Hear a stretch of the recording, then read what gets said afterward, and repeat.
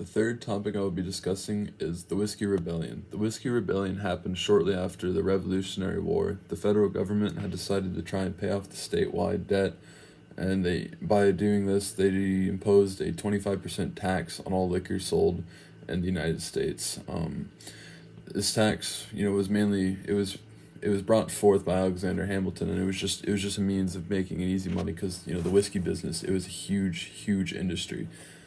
The tax was strongly opposed by farmers in the western region of the United States, and it was also opposed by big cities like New York, where the manufacturing processes took place. A lot of these people, they relied on it. There was people who transported it, people who bottled it. There's a lot of jobs involved, and a lot of people, it really affected a lot of people's jobs and their livelihood. And so later in 1794, the Whiskey Rebellion broke out. Tax collectors were sent to western Pennsylvania, and they came back tar and feathered.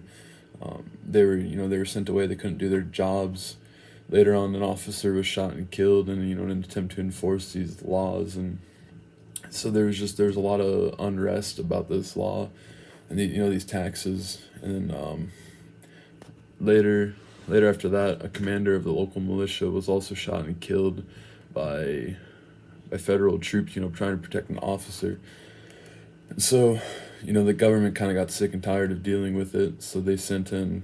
Washington himself came with a force of 12,000, and immediately dispersed the entire conflict. It stopped it all dead in its tracks.